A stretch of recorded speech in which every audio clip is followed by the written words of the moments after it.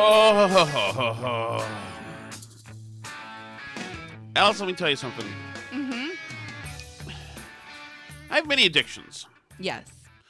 I would say beers, food, probably sex, although I don't really get to exercise that one. Maybe not.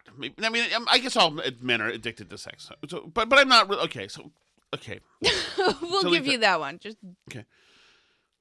And probably pretty much everything. I mean, I think even like eating hot sauce and spaghetti that's unbearably hot, there's something going on there that's not food. Yeah. Right? You're not just hungry. Right, I want to feel the pain. You're thrill-seeking, right? I'm exactly. With everything, I'm thrill-seeking. Everything, fine. So, just a personality thing. And I think that probably a lot of you guys are as well. That your default is to like overdo and get into bed unless you curb it.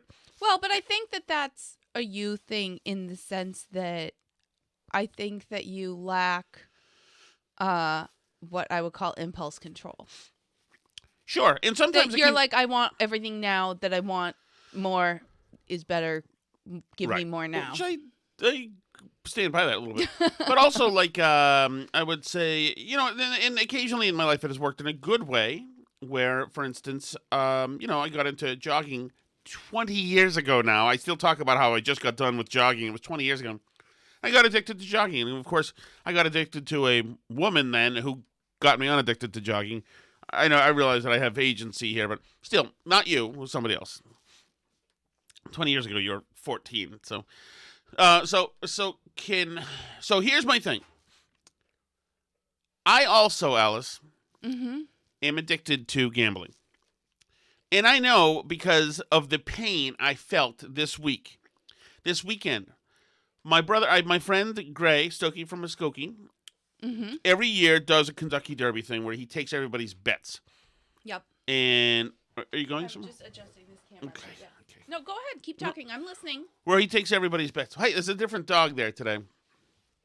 And so every year I bet on some horse and some freaking trifecta thing to place and whatever, like everybody else, this group of people. And every year I lose, and every year some jerk wins, and I hate it. So, Kentucky Derby is yesterday, and they're taking the bets, whatever. My brother then has this, like, fairly elaborate, maybe not my brother, depending if he doesn't want to be ID'd, but somebody I've known now for close to 50 years, has a fairly elaborate, set of bets that he's putting in to my friend. And, this is really elaborate. He must have worked on this. What I'll do is I'll just give the same set of bets to my friend. That way, it's kind of a stick it, all the work that he did, I'm just simply copying him. So I get to, so if he wins, I get to just get free money too. It's just kind of a stick it. I thought about it yesterday, and I'm kind of in transit, and I thought, you know what? I never win. So why not just not spend the $100 or whatever it is, and just say keep it away, and just because I get screwed on this, and I don't have a gambling problem, so I didn't need to bet. So I said, no, I'm going to do the smart thing. And he wins $1,000 yesterday. And I just done that, and then your sister, of course, we won't say which one, won $500. I hate that both of those things happen. And that's how I know I have a gambling addiction, because the amount of woulda, coulda, shoulda, and I'm not even a gambler. I don't even know how to. I was doing is precisely the same way when you say, "Am I going to drink today? Am I not going to drink today?" The voices going back and forth. Mm-hmm. The gambling voices were in my head going back and forth, and just like when I used to smoke, the smoking voices were going into your head. Mm-hmm. Although I did, Tom, you quit smoking today because today is a Monday, and so Monday that's good that you can start the week. Then again, it's the last week of the month. Start next month, so whatever. So I'm angry as hell at this, and so I can't believe people won. I know it's a very petty thing. People win every year, you know that. I know, right? but not one that is my sibling and my wife's sibling, and they're so close to us, and I'm angry at them that I didn't pull the trigger, and I had those betting feelings, those doubts, and I should have, and that's why I'm eschewing that. I'm eschewing that. Hey, James. No. It's a school night. No, we're in the middle of recording the show. Go away. Thank you. I got you. Tell her to ask herself next time. Yes, but not in person. Tell her not to send her. people in here because she knows we're going to be annoyed. Yeah, no, she didn't. So It's been a long Mother's Day. I'll tell you that. It has been a one for the ages today. So that upset me yesterday. But then again, I've managed to, I think, persuade, goad, guilt in, because my brother's a very decent guy, him into buying us barbecue when he comes in a couple days, because he's going to visit his niece playing sports. So there you go. So because his little brother is a bitch, my big brother is going to soften my tears with barbecue food. Your camera just doesn't want to work. It's frozen like 100 times. Who cares? Nobody wants to see me. It's ridiculous. I want to see you. Well, there was a problem. The camera was thrown to the ground the other day, as a matter of fact, Alice. It already was not working before that. No, it's not working. I can see the blue. But that's the new one, too. That one's not working. Yeah. But it's a different conversation. We need to rework our system here, Alice. We have dying machines. There's a lot wrong in the podcast that's right. studio. And then today, of course, we went to with the kids to a place where they're batting cages. None of the kids hit well, and so they all decided that was terrible and unjust thing.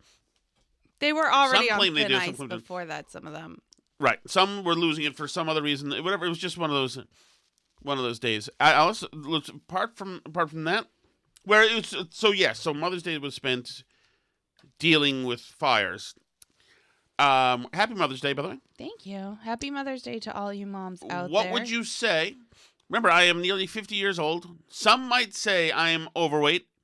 Easily 100 pounds overweight, Alice. I believe this is the first time you've seen me in a situation with a batting cage. Do you have any? You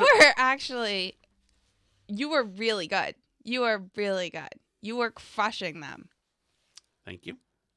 We went to a place where it was like an imitation Fenway, sort of, with like a green monster. Yeah, New Hampshire, really cool place. You were sending them just you were great. You were really good. And I actually tried it for the first time too. And yes, it was kind of cool. It hurt the bat vibrating hurt my hands, but yes, no, you're very physical. You're not somebody who played baseball as a kid. But I did hit some, and that was kind of cool because You did hit some. I literally never tried to hit balls being thrown at me before. That's not something I ever tried to do. So it was. But if it wasn't for my primary role, I would have really drilled them. I could tell how it was inhibited. I have no core I can use really, so I'm kind of like as if I'm sitting in a chair and swinging. But I was pleased to. I didn't know if I swung. I haven't violently swung a bat like that to violently hit the hell out of the ball in quite some time, so I wasn't sure if my spleen would just explode or like what happened.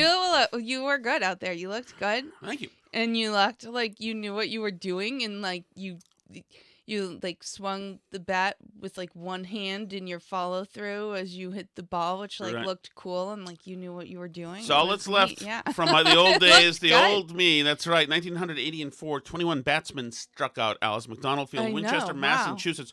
I'm trying to find an article that was written up. Like a regular Babe Ruth. My glory days, Alice. I know. My glory days.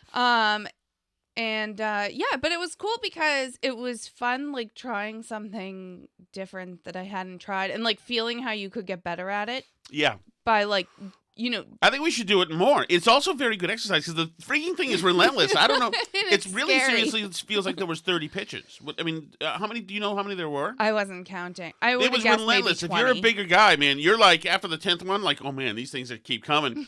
And so I think we should go again. It wasn't. And it's a little scary, like if you foul one off and you're not 100% sure where it went to, and you're like looking around for a minute to make sure you don't get hit by it. The one was these were slow pitching, so there was like 45 maybe 50 miles per hour. Just these were meatball pitches on the first one, and then we went to one that was modified, and it was throwing faster balls in the dirt, so very low pitches. Which is really specialized hitting. It's not as enjoyable, but it really does test you. That's the one I tried, yeah. That's about staying alive and protecting the plate. So I thought it was kind of interesting, and it was fun. So we'll do that again. Now, getting to the world of, and that's things that we should try because also, even though the kids get frustrated when they do stuff and they're not great at it. It's good for kids to get frustrated. Yeah, I understand. Get better at stuff. I understand, but they don't. Times are different than they were before. I mean, I think a lot of kids see other kids hit long bombs and people hit home runs like, oh, I should be able to do that. But, they haven't. But I mean, I have an example. So like as a kid, I mean, sports didn't really come naturally to me, but math did come naturally to me, and I like never had to work at it. I just always like never had to do the homework sets or whatever. I could just do it and it was fine. And then I hit calculus towards the end of high school and I just didn't get it right away. And I mean, I did fine in the class. You know, I think I got like a 4 out of 5 on the AP exam or whatever. And I didn't like fail it or something. I think I probably did okay, but it like really threw me off and I hated it. And I thought like, I hate math. I'm not going to do anything with math anymore. And then in college, I ended up, because of other classes I was taking and it was required, I ended up needing to take calculus again. And I started from the beginning and I actually like studied it, like did all the homework problems and read the parts of the book and took notes in class and paid attention. And it really taught me about how to learn things in a way that I hadn't had to do before, because I always was sort of like good at school and never had to work very hard. Like if I listened in class, I remembered the stuff. I never had to like worry about it, you know? And if I did the reading, I didn't take notes. I just remembered stuff. I never had to like try and think about it and review things. And, you know, and it turned out that like everybody has to do that at some point or you hit a wall, right? And I think a lot of things are like that. I think sports are like that. I think learning musical instruments are like that. I mean, almost everything I've tried personally is like that, where you do, and you hit that point of sucking at it at different points in the process, right? Like sports, I just always sucked at it right from the beginning. So I never tried and like never did really any sports at all almost. And then, you know, but like school I was good at, and it didn't occur to me that like if I learned how to try hard at things, I would just be better. Like that there was a skill there that I needed to learn. Do you know what I mean?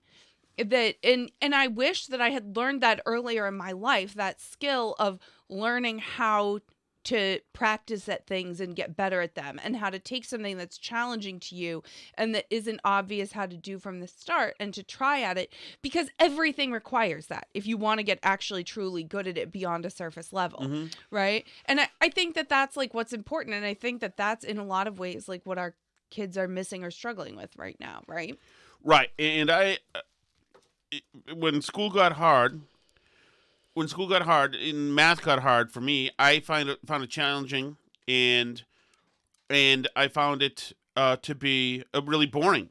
Like there was no fun anymore in putting integers together in a to the fifth with it, and having m equals 4 with algebra. So and really it really changed the course of my life, because not only I just hated it so much that I much like our kids do with stuff when they're not good at them, I said, what's the use? Why are you making me do this? I don't like it. It's not fun. I don't want to do it. My parents were divorced, and so I had parents. My dad probably couldn't do it. There was a power vacuum. Right, so I could probably blow it off, find a way. But I would go to World War III. I would go to war to not have to do algebra homework, to get away with it, to find a reason why it's okay that I flunked it. It was just totally just a pain. I hated it. It just made it seemed fruitless to me. Why anybody would be doing this? But it's reminiscent to me of the argument that we had with our son today, where he was like, I don't like baseball. You're trying to make me be good at baseball, and I don't like it, and it's not fun to me, and I don't want to do it. Which I understand. Like, there's stuff in my life that I don't enjoy. But I also think that you don't, first of all, you can do a lot of things without needing to, like, be an Olympian at it. Right? Like, you don't need to be going to the World Series to practice some baseball swings in a batting cage. And like I said to him, I've never even done that before. I don't play baseball. But like... But he has a point, though. Okay. He has a point, because he plays baseball, we get the equipment, he goes and he meets the friends. He didn't organically discover baseball. He didn't. My dad brought me to Red Sox games. We had the Red Sox all the time. A hero was a man who hit a home run. Dwight Evans or Jim Rice or Carl Yastrzemski or whoever it was. That was glory. And so my idea, it was so romanticized. Yeah, I want to be the guy who hits the home run or strikes out the batter and runs that way and holds the ball that way, and his teammates hug him. And so all that, the grandeur of it, I was marinated in growing up. So I loved baseball. So there was no practice that wasn't fun. Everything was fun. There was no times I was sitting in a batting cage whiffing and saying, "Oh, Stooks," because I wanted to be awesome at it.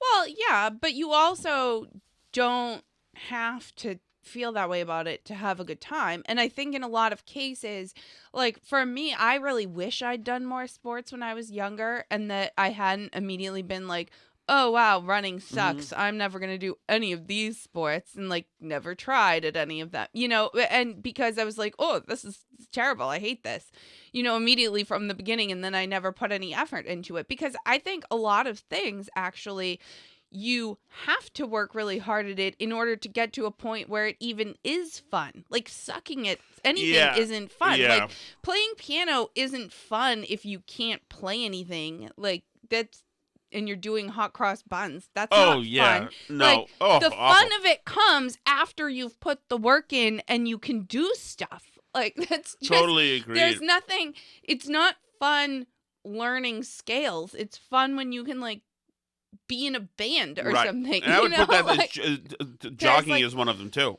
Jogging, running for 40 minutes a day is not fun when you suck.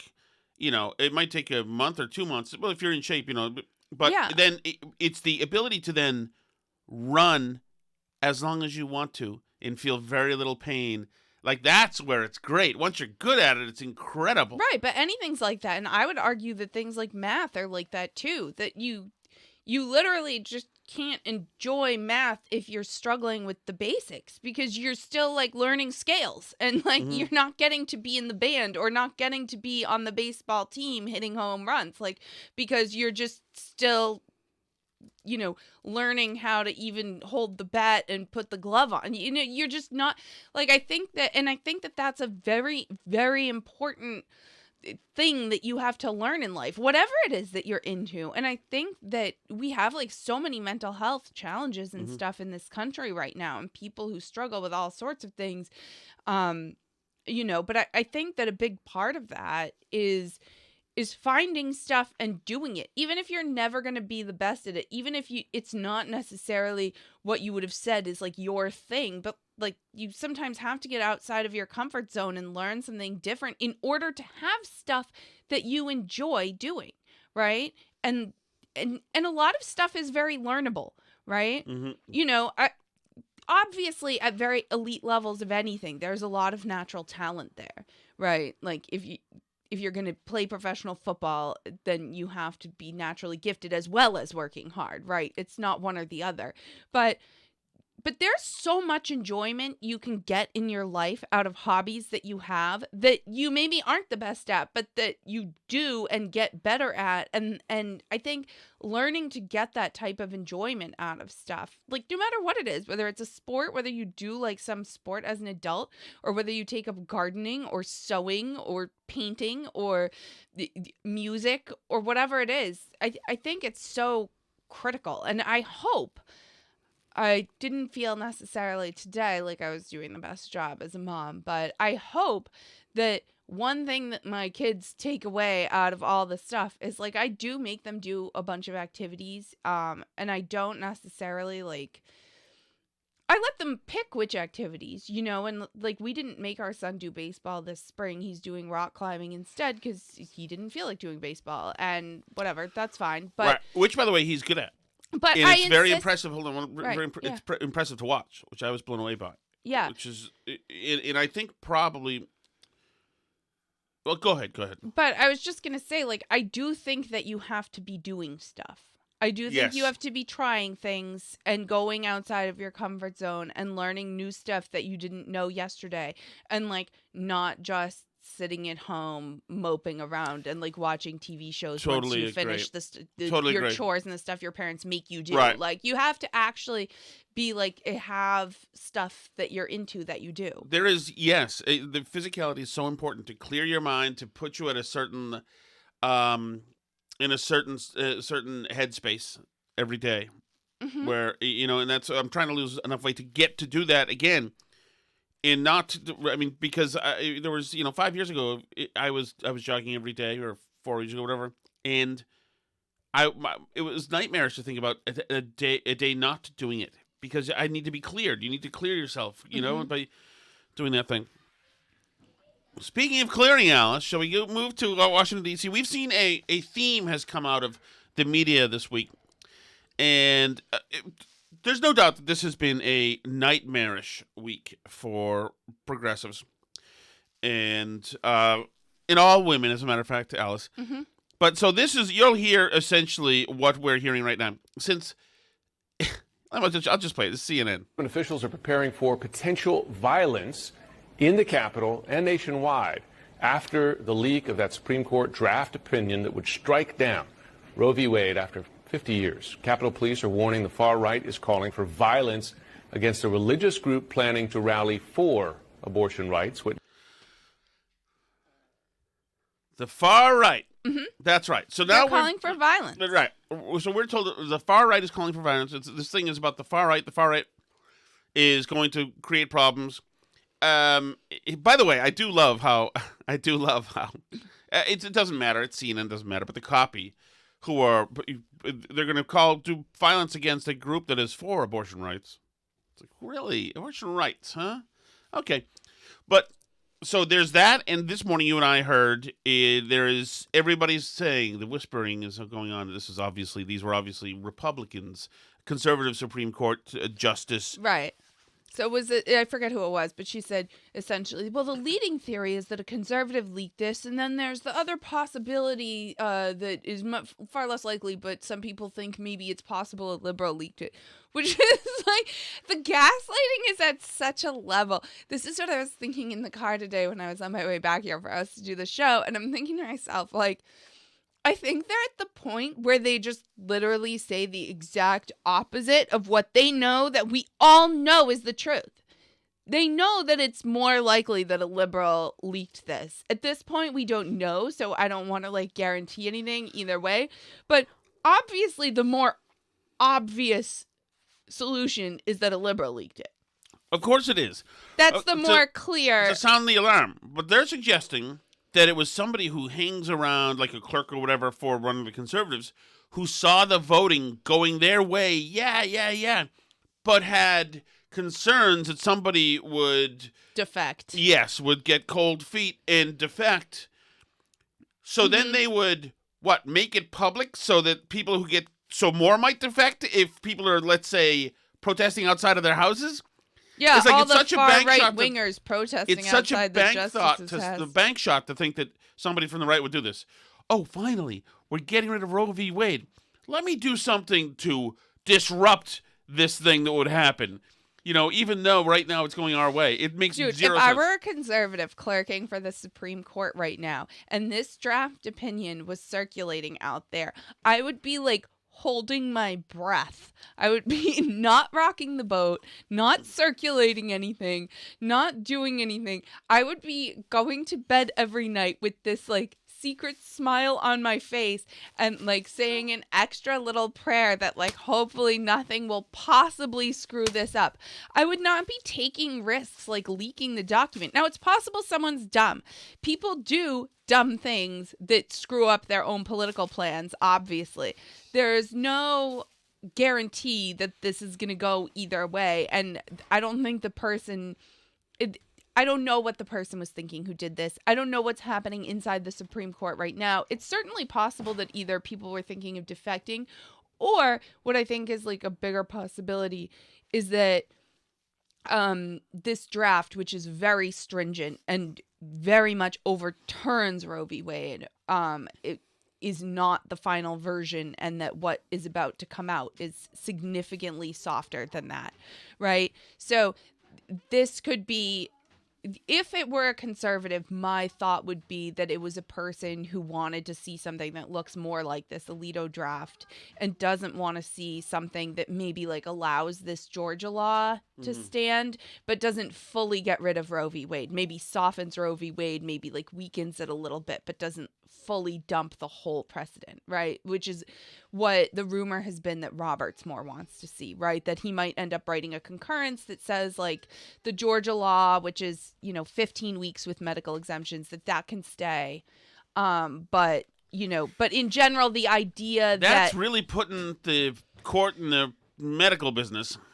Right, but I mean that's what Roe is, right? Is that Roe says point of viability. So that has put the court in the medical business for sure for a long period of time, because they've had to sit here and say, like, when is the point of viability? Has that point moved? What, like, it's always been a very fraught issue, obviously, right? But it's just incredible to me, this, like, gaslighting to say that, like, oh, it's the conservatives that are going to get violent. It's the conservatives protesting. Now, did you see this thing that this family, this, anti-abortion group in Wisconsin was firebombed?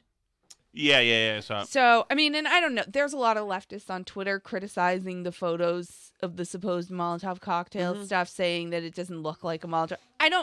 There's a lot of Twitter experts in Molotov cocktails all of a sudden. Yeah. Like, that's not, if they were a Molotov cocktail, the blinds wouldn't look like that. Like, I don't know anything about Molotov cocktails enough to say. I do think they're saying that the Molotov cocktail didn't necessarily go off and then a separate fire was. I have no idea. I have no idea if it's real or not or whatever.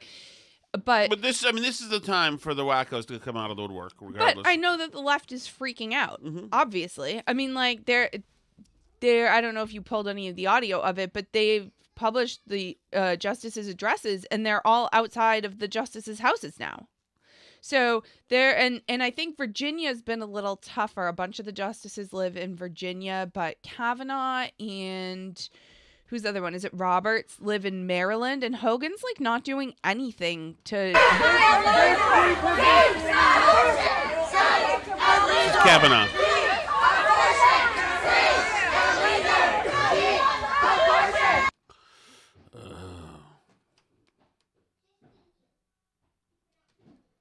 Yeah, they're all over the place. This is the Roberts' house. Safe and legal. Keep abortion safe and legal. Right, and so they are certainly trying to intimidate and harass these people. And the question has to be asked then: if you've put up these huge barricades around the Supreme Court so that nobody can harass these people, how come there's no barricades there? How come people are allowed to? And it seems to me that's. That you've got people trying to intimidate and terrorize these people and their families at their homes, Right? Which I wouldn't do at this moment. It shouldn't be allowed, obviously. There's some question. I've heard a bunch of people say that it's illegal to be intimidating justices outside their homes. I don't know exactly what the legal standards are for that, because obviously, like, the right to protest is protected in the First Amendment. So I don't know, like, what standards the case would have to meet in order to, like, I don't know if they have to, like, actually threaten somebody or how stringent that is. How far they can go. I do know in general, the left's protests, this is not like a spontaneous rising up. These tend to be pretty organized. They tend to have a lot of lawyers on speed dial. I'm sure they have pretty carefully researched what they can legally do and not do, and they educate their people pretty thoroughly on, what lines not to cross, right? This is not like the Black Lives Matter stuff where it gets out of control at night and, like, people are looting. This is more like the stuff like the people protesting outside Tucker Carlson's house that, like, nobody really got in trouble for that. And that's because they know very well where the legal lines are, because they have lawyers who are helping coach them on what to do and what not to do, right? So, I don't think the justices are going to be intimidated into, like, changing their votes on Roe v. Wade, but certainly if it was a conservative that leaked this, that would be, like, the argument of that's what they wanted, right? Is they wanted it to look like, for the justices to feel like they couldn't back down from their commitment to overturn Roe v. Wade, because at this point, any softening or any change to that Alito draft that we saw is going to be perceived publicly as, a caving to the mob. Yeah, absolutely. So that would be the argument for it being a conservative. I still think a liberal is much more likely. They still seem to think that for some reason this was going to help them in the midterms. I mean, like, that's the obvious idea to me, right? And it's interesting because, so CNN did a poll, I think they probably sat down and were like breathlessly doing the poll to see how much people hate Republicans now, because, you know, they went out and did a comparison pre and post this leaked Roe draft. So this new CNN poll that came out says that basically it's pretty much unchanged before and after this, and that yes, a few people are more motivated to vote now that this draft leaked, but Republicans are more motivated to vote as well by this than Democrats are. So basically they said that the results are essentially the same. They said that the people who are enthusiastic about voting rose 6 points between the first survey, which was in January, and the second, but it's about even across party lines. Among Democrats, say they're very enthusiastic, up 43%. 43% are very enthusiastic, up 7 points, and Republicans are 56% are very enthusiastic, up 9 points. And voters who say overturning Roe would make them happy are twice as enthusiastic about voting this fall as those who say such a ruling would make them angry. So, and not only that, but they looked at the generic congressional ballot, which Democrats always lead the generic congressional ballot. It's just one of those things like that, you know, more people say they're going to vote for the Democrat in their district. They're always up a little bit. Republicans hold a narrow edge over Democrats on the generic ballot, 49% to 42%. Incredible, isn't it? That's outrageous. That's really a big lead for the generic John, did you congressional put the ballot. word narrow in there? Narrow edge. A slight improvement for Republicans compared to the poll conducted immediately before the ruling. Narrow edge. My goodness. Yeah, slight improvement. Yeah. So as it turns out, this hasn't actually been good for Democrats. Half the country say they've heard a great deal about the Supreme Court opinion, and 51% say they've heard something or nothing at all about it. So, I mean, what it does is for people, I mean, I think the thing is that most people are settled when it comes to this and don't wish to learn anything more or don't wish to have their minds changed. For instance, Asa Hush, so it doesn't really matter, I don't think. So Asa Hutchinson was on one of the shows today. And then the female anchor locked, put his, held his feet to the fire and said, what if a woman is raped and this and that and wants to get an abortion, and what do you tell her? What do you tell? The classic can't win question. What do you tell this woman who's got no money or who was raped or who was, et cetera, et cetera? And so he had to dance around it, as you do. Right. So that's not a good look, and there's no great answer when somebody gives you a what do you tell this woman who, and of course that's around the fringes of who's getting abortions. Right. Absolutely. But, you know, I don't know that anybody was watching that show, and that was the that was either Meet the Press or the Stephanopoulos show this week, who went in there not firmly believing that Republicans weren't monsters already. And so I don't think you're changing minds. Who's coming to the abortion debate for the first time? Now. Yeah, no, we've been doing this now for a long time. We've been having this conversation for a long time.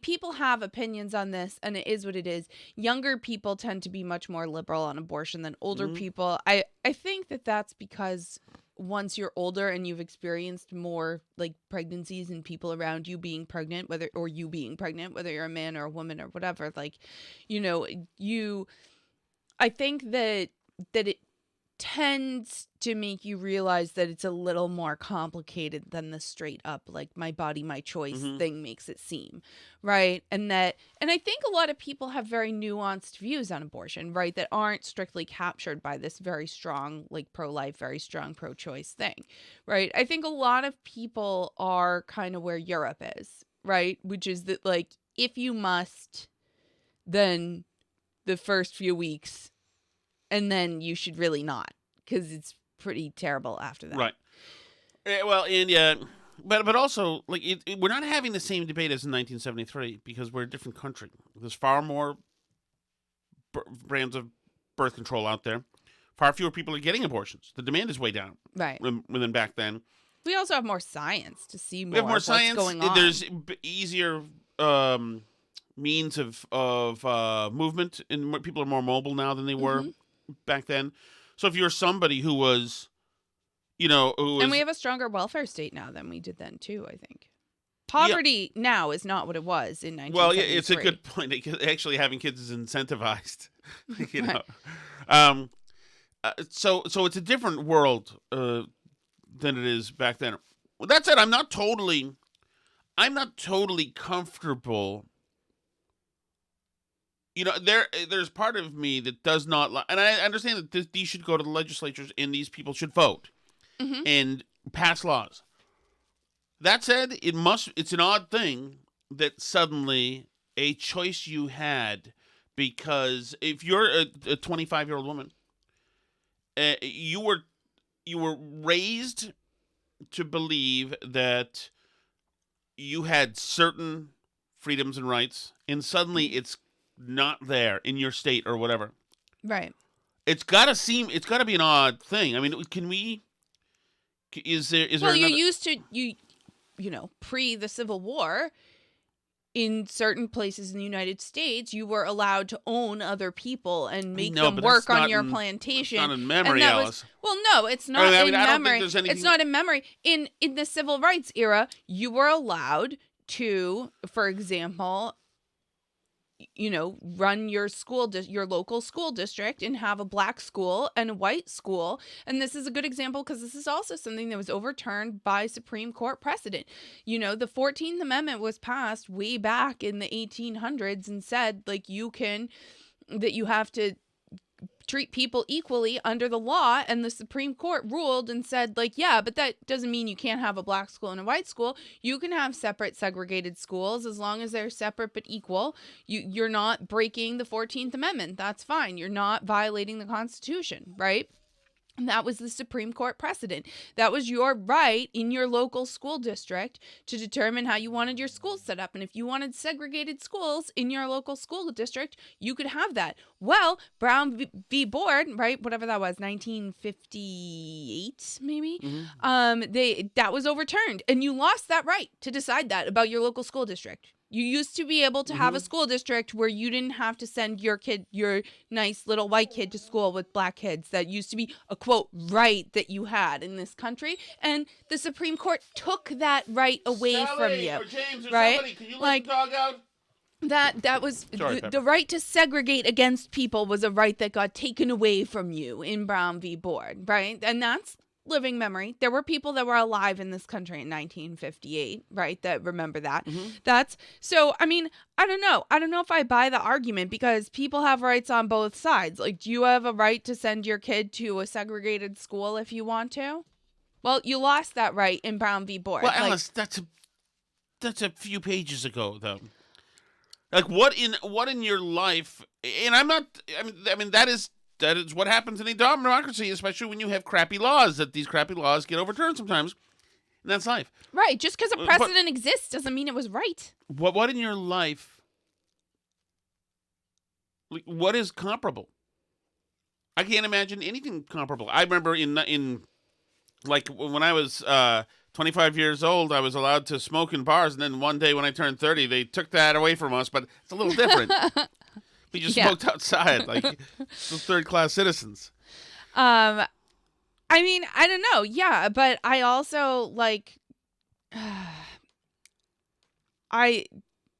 to me personally, I just think that abortion is so egregiously morally wrong, because I really believe that unborn child is a person. Right. Even before it looks and acts like one. Right. But my point is, I guess, yeah, it's a big change. It's a big shift in the way that we think about this, and it should be. And yes, it might be a little disruptive and people might be unhappy about it, but I think that it's fundamental. I mean, when slavery was abolished, there was an actual war over it, but I really think that it's one of those things that history will look back on and judge us for, and that it's worth going through some upheaval to settle the question, because to me it's really that important. And I recognize that people have very complicated issues on this, and complicated feelings on this, and that my views on it are probably much more extreme than a lot of people's. But, I look forward to having that debate to talk to people about that and about why I feel the way that I do about it is as we continue going through this process of figuring out where that line should be. Because like historically, sure, in ancient Greece and Rome, if you had a baby and you didn't want to keep it, you could leave it out in the woods, and that was socially acceptable, right? Like, but stuff changes. Okay, so time for the chat line, Alice. I had marked where we were on it, and now I've lost it because I refreshed the page, and so I don't know. Did we play this one? Hey, Tom and Alice. I didn't know Rosalind had a boyfriend. Oh, that's right. That's right. Maybe we did play that one. No, you didn't play that Hey one before. there. Whoever guessed Rosalind's Walter boyfriend Brennan was called him- correct. This is Walter Brennan. Walter Brennan. There you go. What, did I do something wrong? No, we hadn't played that message before. Okay. We played Rosalind's boyfriend last time. That's what I'm saying. I see. He was mad at you for hooking up with Rosalind. Oh, that's right. Hey there, it's Harold Hawk. Put me to the direction of the guinea fowl. Harold Hawk, come down to the kill the guinea fowl, please. Hey, Tom, Yeah? with home heating oil getting ready to skyrocket in price, you may want to rethink this whole weight loss thing from another fat. Ooh. True. Good point. Good point. That's a great point. Great point. It's about to be summer, though. know. So it's the electricity that's going to be Do you- expensive. That's going to...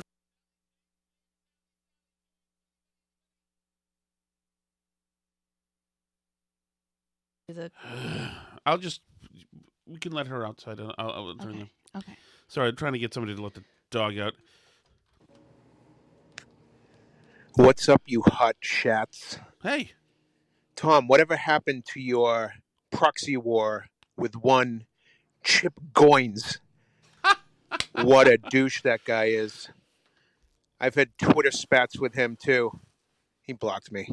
Yeah, I don't know Thanks. what his deal is. Yeah, I appreciate that. He's not. Sometimes I think he's not. Very smart. Not just that, where I think maybe he's a special case. Where I'm like, because he says a lot of profoundly stupid things, and he always goes for low hanging dumb fruit, and I'm. Like Swalwell or something. Yeah, I think that maybe he's not okay. So I could mess with him obviously at any time. I don't know if it does it do me any good. I don't know how many Twitter followers he has, but he's a dumb, which is the problem. Doesn't really do me any good. But I'll look. He's still in my timelines. I still see him there, but he's just as he's not. We're not bringing our best when we're bringing him. Happy Mother's Day to all the burn babes out there who are mothers and Thank you. and bubbly Alice Shattuck. All right, bye. Was that bubbly Alice Shattuck? Ooh. I thought lovely, Alice. Oh, lovely. Okay. Hey Tom, this is the spook light. Oh, I Been a hear while. you and Rosalind were into it at the Planet Fitness. Makes me want to get a membership myself. Oh, yeah. Oh, this is soccer toe. oh, God! Who knew a light would be so guttural? The spook light, which is on that old mother road, which is full of cafes and restaurants, is not somewhere that I want to go to. I don't like the guy. I don't like the idea of people having relations there and the guy looking at them. I should tell you about, but I won't. I'll save it for another time. I won't. Actually, forget it. Okay. It's a rated R story about myself. Guys, I'll tell you guys offline. Oh, no. That's nothing to do with this person. Bruce would have found out about us. I'm sorry he called earlier. Also, I'm not sure which Shattuck is the father. What? Wait a second. What does that even mean, Alice? That is I don't know. more than somewhat worrisome. I was wondering if you or Alice grew up on TGI Friday. I love TGIF. It's something I grew up with, like Urkel and Perfect Strangers Okay. and Step by Step, all those kind of shows. All right, bye. I don't was, think so. I think Alice was a little young and I was a little old. I was going out, but when Urkel was on, I was hitting the town, you know. I meant to talk about, Alice, which I guess we'll have to do in the Patreon, but I meant to talk about our situation at Buffalo Wild Wings, as a matter of fact. Just general stuff. Guys, I want to say this. Thank you so much. Is that okay? Mm-hmm. Okay. Thank you so much, everybody. Appreciate it as usual. Happy Mother's Day to all the moms out there, or all the people with moms out there, or the people who've lost their moms. Sorry about that. I know how you feel. Thank you always so much for listening. Like Tom said, Happy Mother's Day. If you're By the way, listen to this. So I have the scorecard for for the Mel's Funway Park. The hole 1 is around the bend. The second hole is Lisa's triple drop. Number 3 is Phil can't see the hole. Number 5 is come on. Oh, it goes on and on. Listen to this. Number 18, Alice. Tracy's trump. Dun dun dun. I don't fully know what that's supposed to mean, but if you are a Patreon listener, then join us on Patreon. That's patreon.com/burnbarrel, where you can listen to extra bonus shows each week, etc. And you can always talk to us for free on Twitter at burnbarrelpod, facebook.com/burnbarrelpodcast, burnbarrelpodcast@gmail.com.